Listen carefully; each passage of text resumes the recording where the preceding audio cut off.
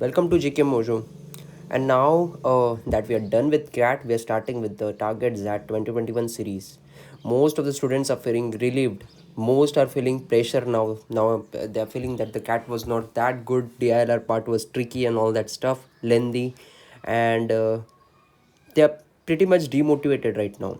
But there's no reason to be demotivated because there are still exams that will set your career on the right path, right? So still the game has just begun. It's not over by any means. All right, so buckle up. We're gonna do decision making part 1, the most important section of your ZAT examination. Before that, I'll give you some information about ZAT, what were the cutoffs, what you can expect in the examination, and the number of questions. Let's get started. So usually, these were the cutoffs for the previous year ZADs that have happened. You can see on your screen for 99 percentile, around about 38 to 40 is a very safe score. 2018 ZAT was a bit on a difficult side, so you can see a bit of a dip in the marks. It's a very less dip, you might say, but from the scores, you can make out that every single mark is very important in your ZAT examination. Even a 0.25 increase makes a lot of difference in your percentile. All right, so what are the sections in ZAT? Verbal and logical reasoning, quantitative aptitude, and data interpretation and decision making, right? So I'll talk about ZAT 2020. All right, so your verbal and logical reasoning, your QA and DI, all right, and your decision making, right? So verbal saw 26 questions, verbal and logical reasoning. Your quantitative aptitude and your data interpretation saw 28 questions. Your decision making had 21 questions, right?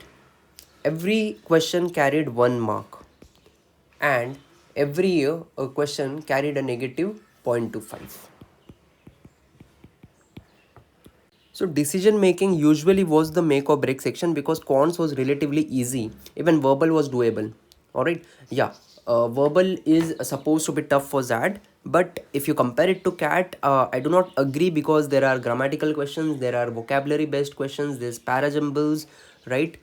People get scared because of comprehension, your poem comprehension.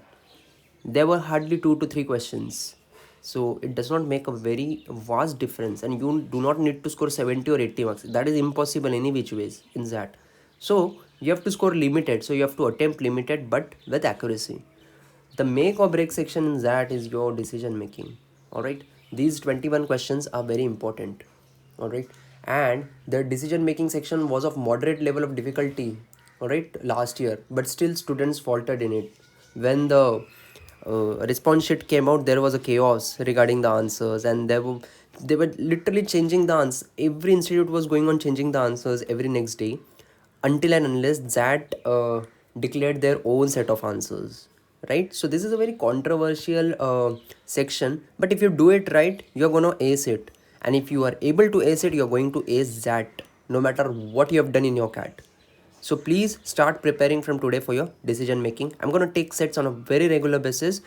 Please be diligent about it, try to understand the process, and practice on your own as well. So I'll start with the questions on decision making straight away because there is no straightforward concepts to solve these decision making questions. Yes, many people will give you, but can you have rules and regulations for following ethics? Definitely not. Ethics is something that should come intuitively to you. All right, so you have to get that hold over some concepts in decision making while solving the sets, and we'll do that. So you'll understand some principles, some basic ethics that you need to have in mind while solving such HR cases. Seema was a finance manager in MNC and felt that gender discrimination at workplace hampered her career growth. Okay. Frustrated, she quit the job and started a company. Okay, so she has started a company now.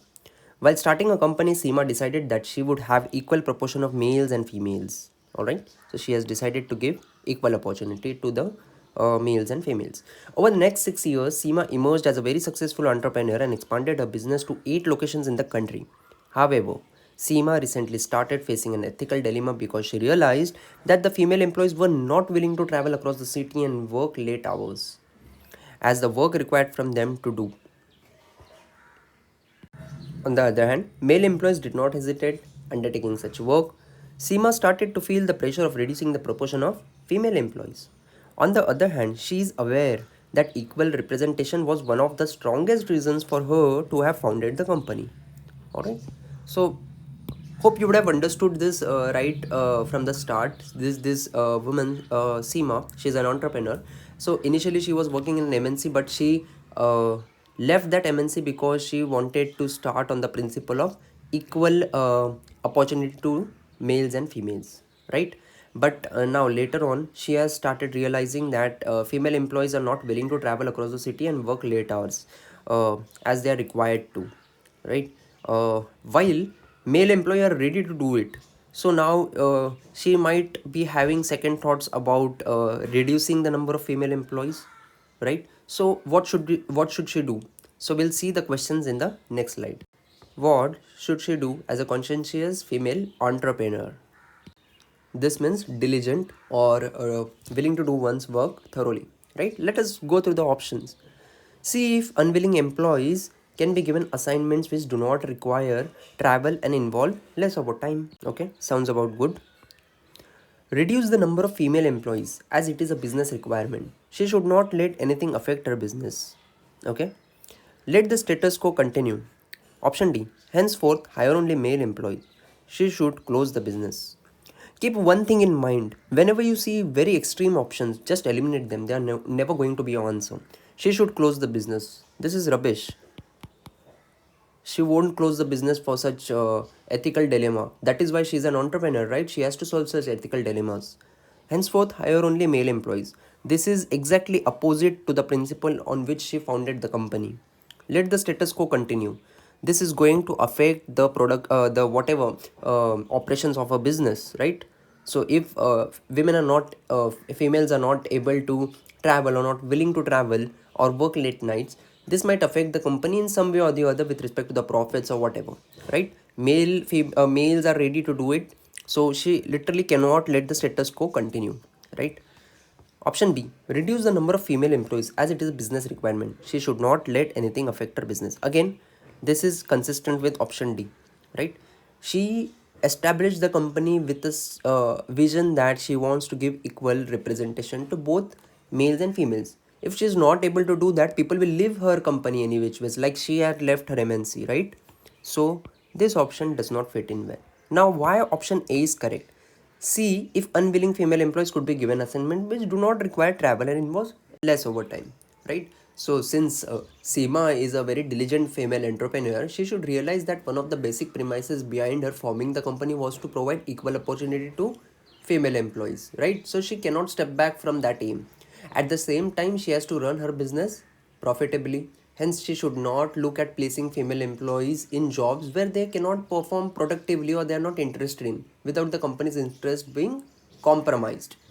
For jobs requiring overtime and travel, she could then look at perhaps hiring more male employees, right? So she can get male employees where travel and overtime is required, but she can place these female employees in some other tasks. So option A is your correct choice. Let's have a look at the second set. Again, a very good set, and such type of sets do keep coming back in that. All right, you, a recruitment manager, are interviewing Mayank, a hardworking young man who has problems in speaking fluent English. He has studied in vernacular medium schools and colleges. Amongst the following options, what would you do? What would you choose to do if your company has vacancies? All right, so one thing for sure is they've given you the clue in the question. He is a hardworking young man.